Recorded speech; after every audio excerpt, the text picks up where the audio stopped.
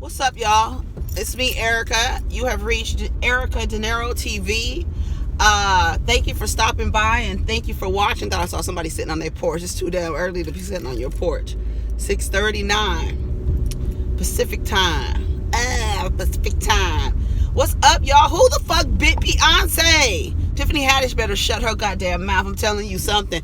If y'all think Beyonce and Jay-Z are in the Illuminati, motherfucker, keep talking, Tiffany Haddish.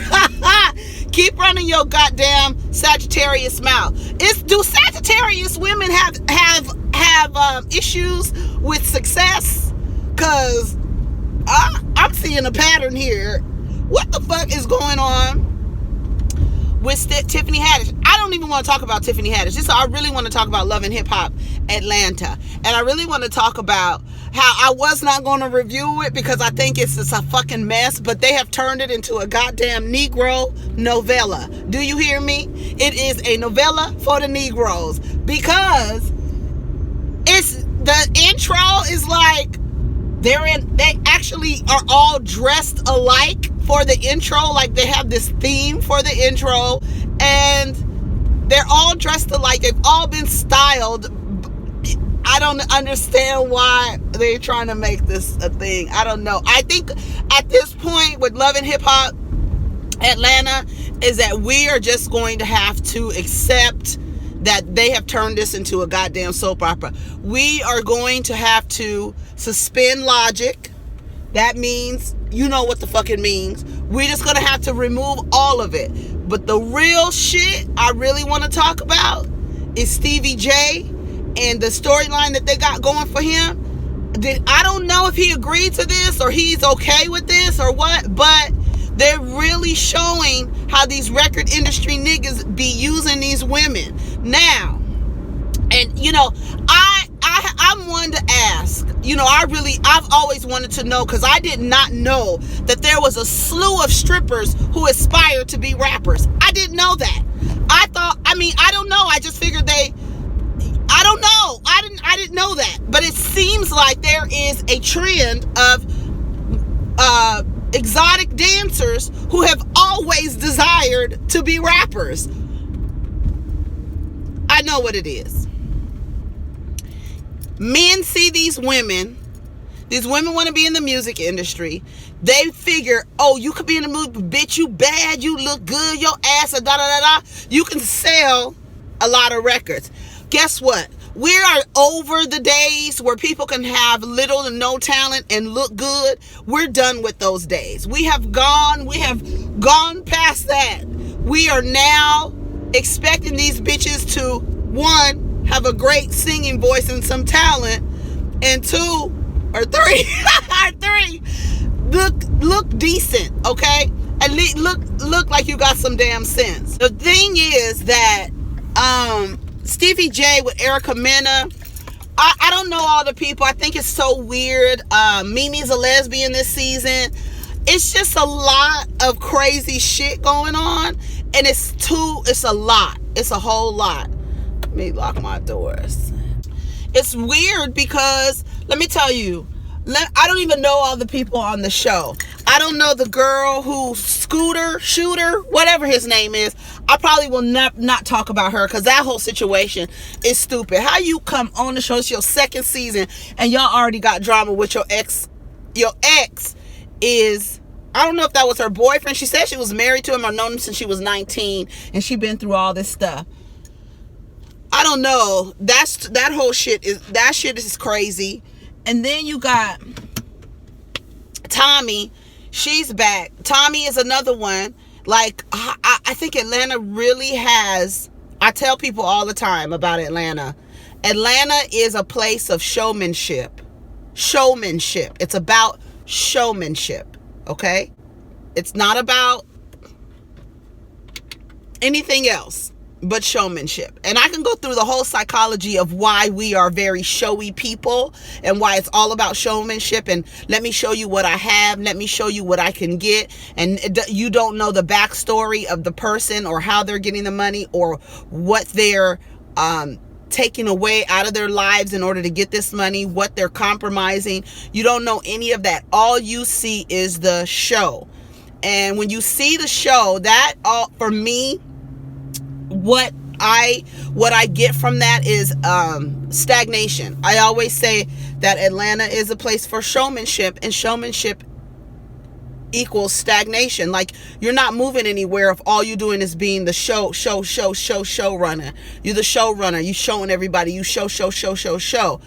And it's not going to lead anywhere, because after you show, what else? What's inside? How deep are you? You know what I'm saying? That's a whole nother video, a whole nother psychology of Atlanta as a whole, because of where we come from as a community, who we are as a community, and the places that we reside in collectively as a community. Understanding that there's so many people doing different things and really hustling and really winning. I told Nathaniel the other day, how the fuck is everybody a hustler? Some of you motherfuckers is workers, and you're gonna have to understand that.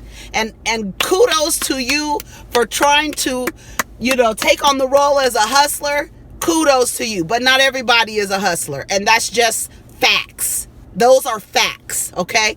You need a consumer, you need a boss, and you need workers. If all you motherfuckers is hustler, who's working for you?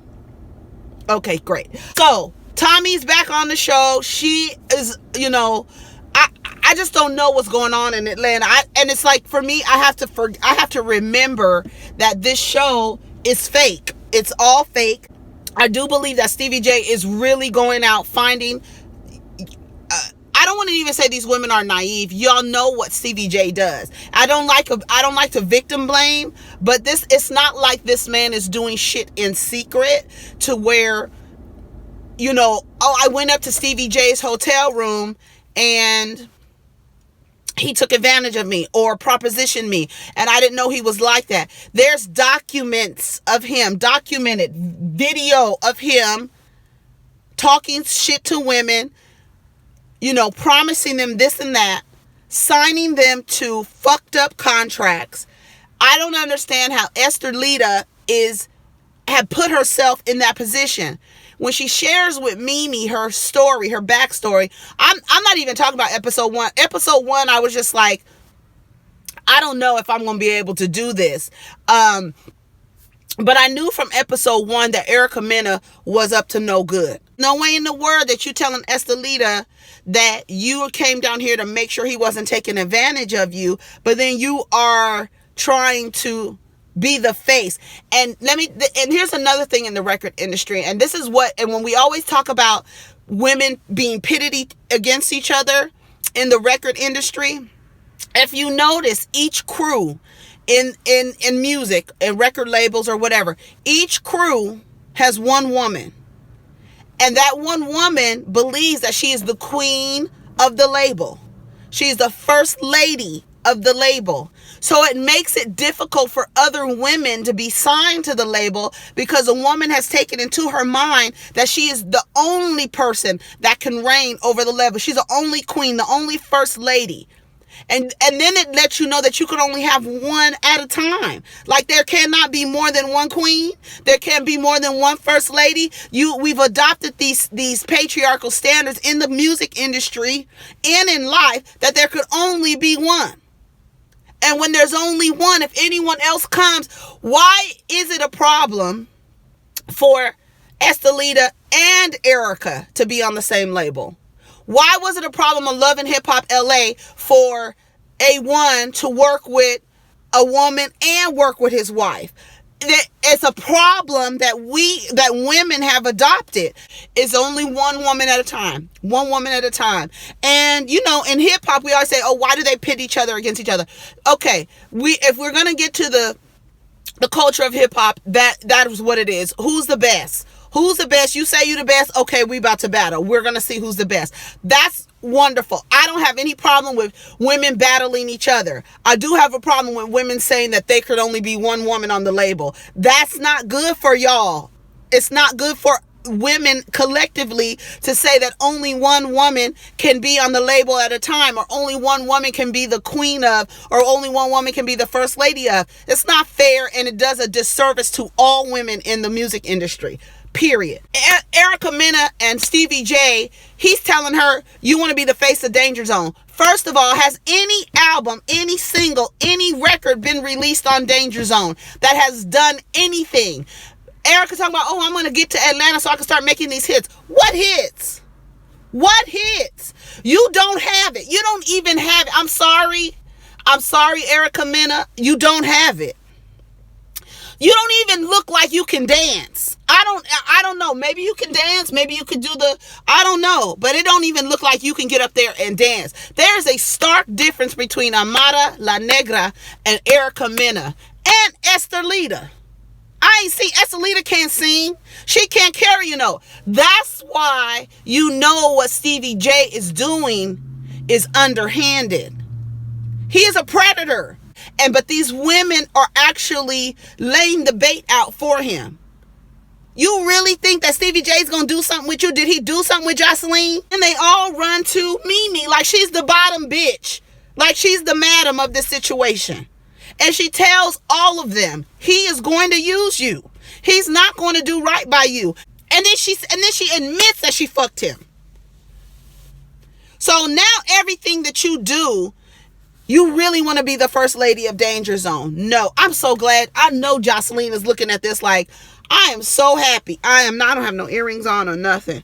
I am so happy that I am not, around that nigga no more. She fucked up and had a baby. Beautiful baby, but where now you really ain't gonna do. You really trying to be a fitness guru, 21-day challenge shit, trying to figure out something else to be a hustler about. You really don't. A paper chaser. I'm gonna do a whole video on how to be weary of a motherfucker who tells you he's motivated by money, and how to be weary of a motherfucker who says they're a paper chaser, because those people lack principles, they lack integrity, and they will do anything for money. They're not following their passion. They're not following what their purpose is. They're not doing none of that. They want money. Jocelyn went from being a rapper, singer, or whatever to a fitness model. You're not doing what you're passionate about. All this trying to be a singer and a rapper, I swear to God, I didn't know all these women who were exotic dancers had a desire and felt the need that they needed to be rappers. I did not know that. Men don't buy music. Women buy music. So what do they say in the record industry? Women want to have to be you, and men want to have to fuck you. I'm telling you, that should be on every record label when you walk in. That should be on the wall, because that's what they tell every woman coming in there. So you got Erica Mena up there thinking she about to crank out some hits. She's flirting with Tommy. That shit she talking about, I'm a Scorpio, I'm hell of aggressive. Scorpios aren't aggressive like that. Not like that. They're a little bit more like, I'm watching you, I'm gonna see how you move, and then I'm gonna step to you, and then I'm gonna fuck your brains out. You just being an asshole, and you playing up for these cameras. I don't like the fact that she keeps telling Estelita, I came for you crying. I came for you to check on you because I know he was gonna take advantage of you. But you still trying to do a deal with him? Tommy was like, go to Jazzy Faye. Don't fuck with, because Stevie J fucked with Tommy. Jocelyn fucked with Tommy. Estelita, you've been through stripping at 14, 20 brothers, just being abused and used for your whole life. I don't understand why you couldn't recognize a predator so far away. Stevie J is nice looking. I'm not going to take that away from him. He is charismatic. He's very charming. Those kind of people, you kind of want to keep at, what they say, a long-handled spoon. That's what the elders say. Treat that motherfucker with a long-handled spoon. You can stay right over there with whatever the fuck you got going on. Now, who else got shit on there? Mimi. Oh, Mimi has a girlfriend. And then, what's the girl? Michelle? Is her name Michelle? Melissa? I can't remember her name. Melissa, I think it is. She has, she's throwing this party, and Erica Mena wants to meet Tommy, and they come in, and it was just really strange. Young Jock is there. He trying to get his bid in. That place was empty. It was a bunch of extras in there when nobody as dolled up as these women were dolled up. So that lets me know that you just like, these are some regular patrons. It wasn't really a party. People ain't checking for you, Erica, in Atlanta. I'm sorry. They not checking for you, Erica Mena. They not. So Erica Mena is the one, if you don't know or you've been under a rock, is the one that Envy slept with. You know, that married man that had an affair with Erica Mena and then proceeded to call her trash. I want to let every person know that is within the sound of my voice. The moment you sleep with somebody, you become their equivalent. So if you said a bitch is trash, you trash. FYI, as soon as y'all lay down, y'all become equals. That's real talk. Who else? That's it. I can't think of anybody else. Just Mimi's girlfriend, and she played for the WNBA. I don't know who that woman is, but apparently next week they get into it. And Mimi has anger issues.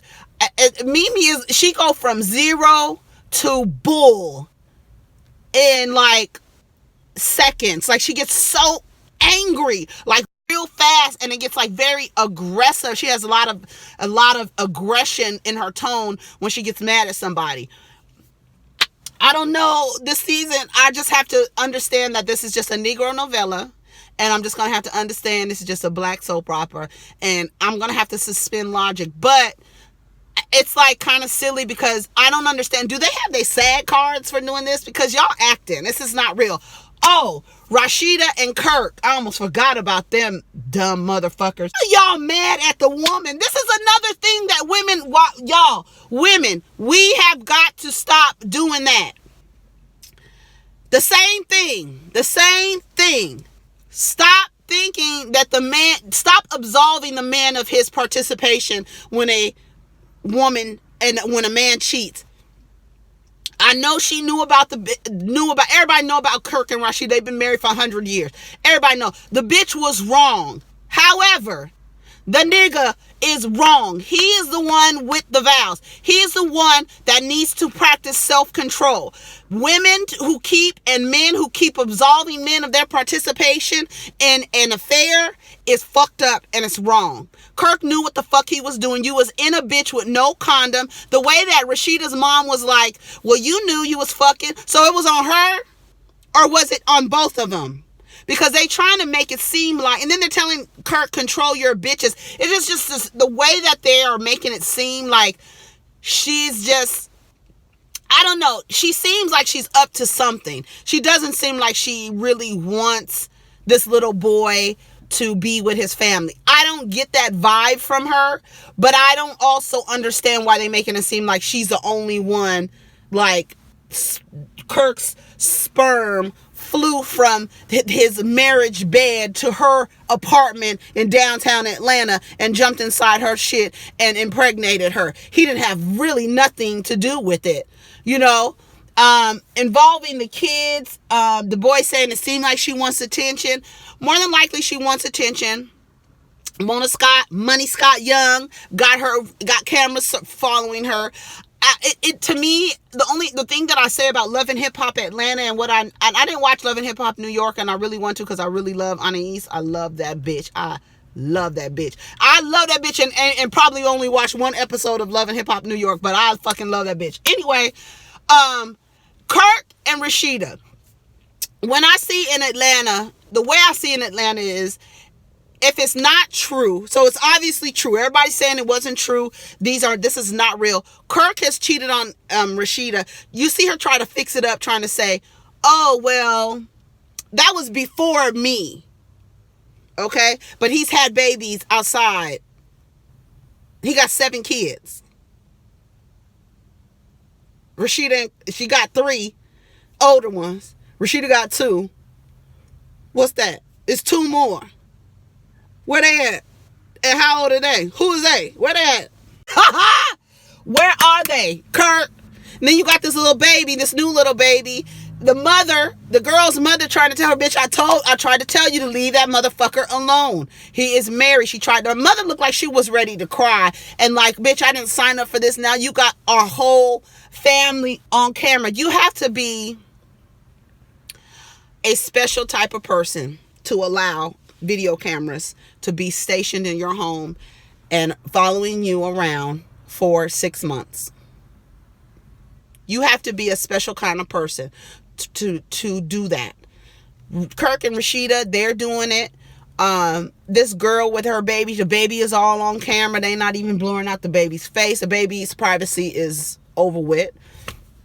For the sake of what? You understand what I'm saying? That's where I'm getting to. Like, why are you on camera talking about these issues for the sake of? Now, I want to get into the issue about people saying this is bad TV. It puts people in a negative light and this and that. When we stop performing for the gays, not homosexual, I'm talking about the gays, the view. When we stop performing for approval from the whites, like white people are looking at us act. The fact of the matter is, stories like Kirk and Rashida, record industry stuff like that, these things are real. They're happening in real life. Women who are in an affair with a man being blamed for the affair because she knew, completely absolving the nigga of his accountability or his participation. These are real scenarios. So I think we have to move past to stop saying this casts black people in a negative light, because you can comment below and tell me, out of all the scenarios that you see on these Love and Hip Hop shows or the franchise, you know some of those shits is recognizable.